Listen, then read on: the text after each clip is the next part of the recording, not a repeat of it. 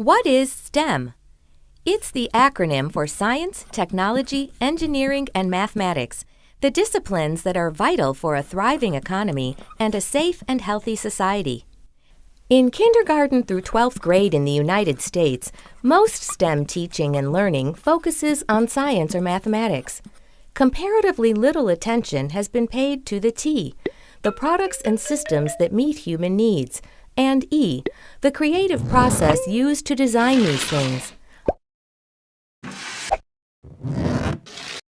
And, for the most part, the four subjects have been taught in isolation.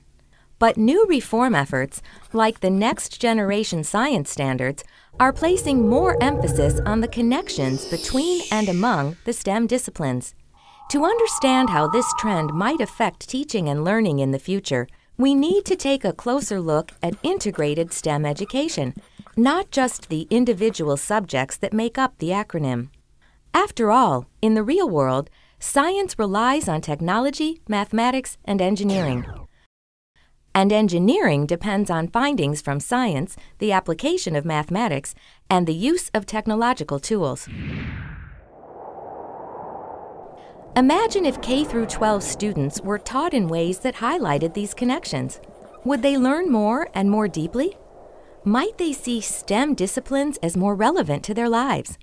Could it lead more of them to pursue STEM courses and careers?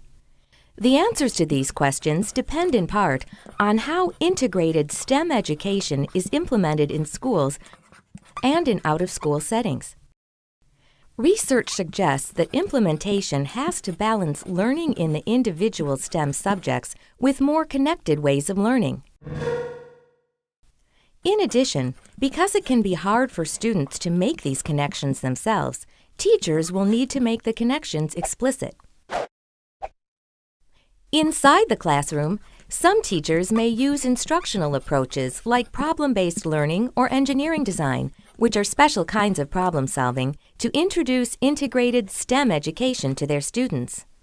Outside the classroom, students are being exposed to STEM connections in museums and science centers through after-school experiences like some TV shows and STEM-focused robotics competitions, and in internships. However, we need more research to better understand the potential benefits and limitations of integrated STEM education for students, teachers, and schools. What, for example, are the implications of integrated STEM education for how schools are organized? How can teachers be better prepared to teach in integrated ways? And how can we test kids to determine what they are really learning and able to apply as a result of integrated STEM experiences? The list of questions is long, but getting answers is important for students, teachers, and the nation. For more information about integrated STEM education, check out the STEM Integration in K through 12 Education report.